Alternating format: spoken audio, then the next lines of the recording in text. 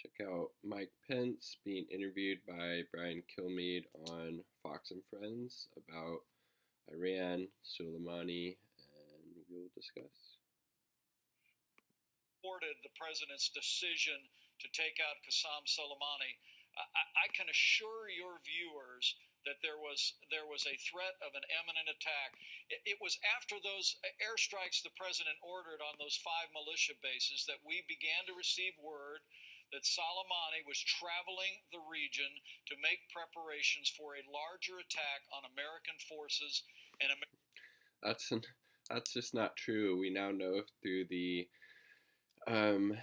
disclosures by the Iraqi officials, including the prime minister, that Soleimani was in Iraq to try to negotiate basically a peace mission to ease tensions between Iran and Saudi Arabia, and Iraq was the kind of mediator in that. That's why Soleimani was there. He was not plotting some type of attack against the United States.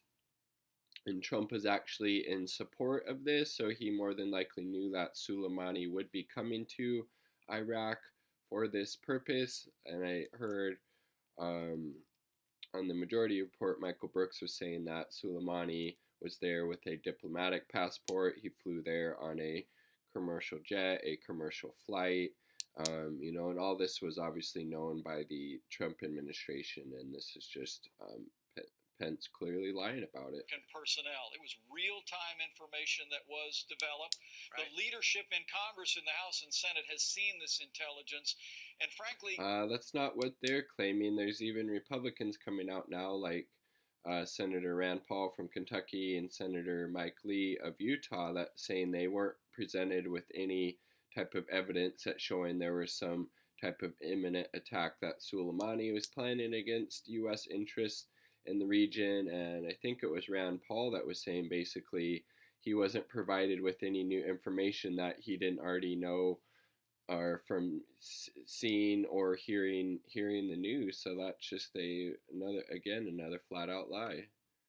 The most compelling intelligence to support the fact that there was an imminent attack being developed by Qassem Soleimani is frankly too sensitive to share broadly. It would compromise. Too sensitive to share broadly, but you're not able to share it with senators, like even Republican senators. And why not share it with them if there's this evidence? It's because it doesn't exist, and you're just trying to cover your ass, as well as Trump and Pompeo. What we call sources and methods. But I want your viewers to understand that that information was brought to the president, and I couldn't be more proud to serve alongside a president when faced with intelligence that Qassem Soleimani was preparing to launch attacks against American military and civilian personnel. Right. President Donald Trump acted. He took him out. Then we took measures necessary to protect our forces in the region, even after an arrest. Yes, you assassinated Soleimani, and you very well could have started World War III. Good job, Pence and Trump. You should feel very proud of yourselves. And missile strike, no casualties, and Iran is standing down. Mr. Vice President, did you make a mistake? Everything in life is a negotiation. When you cross the street is a negotiation. Not informing allies that this operation was in action, not telling the UK who have troops there, not telling other NATO members. Was that a mistake?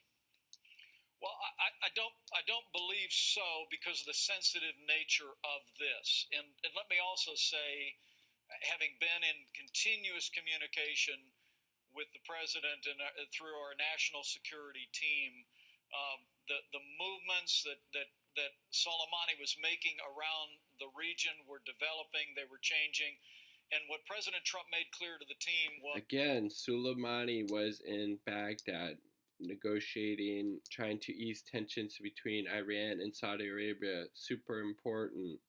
Why is nobody in the mainstream media really bringing up that point in the first place? It's super important, but obviously, Brian Kilmeade doesn't want to point that out, and obviously Mike Pence isn't going to point that out because it would totally destroy his just lies and false narrative about why Soleimani was in Iraq when he was assassinated. We are going to take action to protect American forces and American. That was not protecting American forces, you just neocon numbskull. it was endangering American forces by assassinating Soleimani, as evidenced by, Iran having to retaliate with those defensive airstrikes that they launched against the U.S. military bases. I'm thankful that, no Iraqis and no U.S. troops were killed in that. They very well could have been, and that blood would have been on Trump's hand. He forced Iran into this position where they had to retaliate, putting U.S. troops in danger, not making them safer. You neocon warhawk. In the region, everything else was second to that. The president authorized the action. Our military executed it flawlessly. And America and the world are safer today as a result. I was watching the president's speech like many did yesterday, and one of the things he said, he wants NATO to help. He said, guys, you got to get involved. You got to help us. No, NATO, we shouldn't be in NATO in the first place. All the NATO does is further inflame tensions between the NATO countries, and Russia. Disband NATO, does not need to be in the Middle East either. You got to walk away from that deal that Iran has walked away from. Nicholas Burns, former ambassador to NATO, says this during a Republican and Democrat administration: the help is not likely. The president's failure to consult allies or take their interests into consideration will make it extremely difficult to get their support. Very few of the allies trust him and will not follow blindly So that is one actually positive thing of basically Trump alienating all of these, U.S. allies that, maybe have helped them in past wars, like in Iraq, at least or Afghanistan, I should say, when it first started, and Iraq to a lesser extent. So that's one good thing, is that we don't have this coalition of support. The U.S. doesn't, so they would basically be going at it alone against Iran, probably with the help of maybe Israel or Saudi Arabia and those other Gulf states, but not, from like places like Germany or France or even the UK, more than likely. So that is one positive thing of not having this big coalition of support. I think it makes it less likely that, we would go to war with Iran. So that is actually positive. He's the most anti-NATO president in 7 decades. Do you agree, disagree? What's your response to him?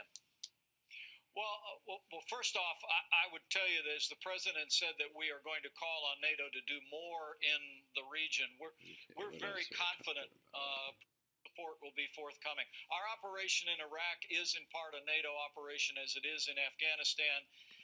The Iraqi parliament has voted to expel all U.S. troops. They should listen. The Iraqi people and their government do not want us there. It's not making the U.S. any safer. It's putting troops' lives in danger. It's leading to further tensions and escalations in the Middle East. It's wasting more money. It's wasting lives. GTFO. And as many of your viewers already know, this president has done more to strengthen NATO than any president in my life. On that, let me say we are going to continue the maximum pressure campaign against Iran. No, we don't need to do that. Get rid of the economic sanctions that are targeted towards the, civilian population of Iran, causing a lot of death and suffering, and that's horrible. It's economic warfare. It's war crime. It's immoral. Get rid of the sanctions. Extend diplomacy, humanitarian aid, rejoin the Iran nuclear deal. Economically, diplomatically, the president's authorized additional sanctions.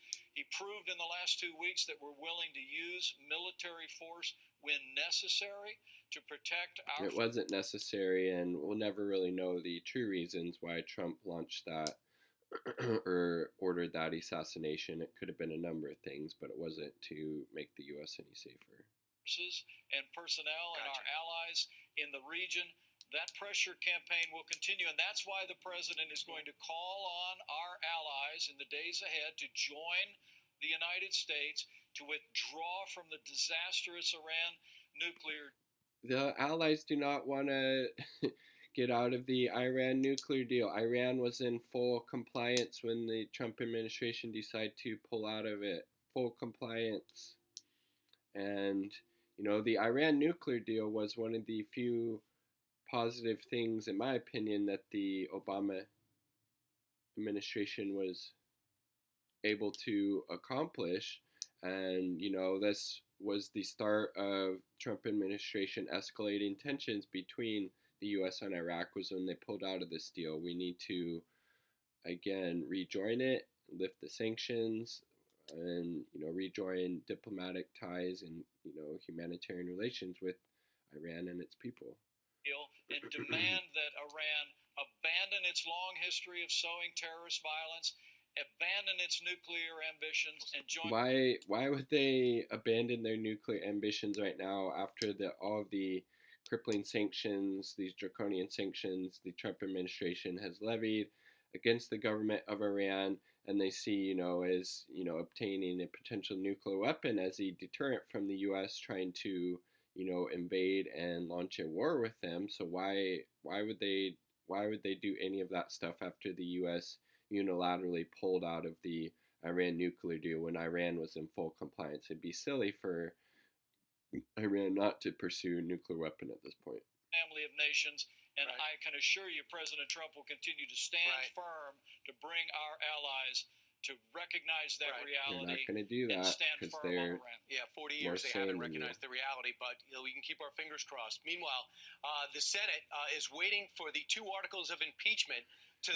Okay, so that's the end of them talking about the Iran situation, Iran, Iraq, Soleimani, all that stuff. So Pence is obviously lying. He knows there was no plans for an imminent attack of U.S. interests that Soleimani was plotting. He was there on a peace mission, and he's just, fabricating these lies to, cover his and, the Trump administration's butts in this illegal war crime, both illegal under U.S. law because they didn't get any type of approval from Congress to launch this assassination of Soleimani, as well as illegal under international law and a violation of Iraqi sovereignty. So just more lies from Pence and the Trump administration about the Soleimani assassination and the situation in Iran. Peace.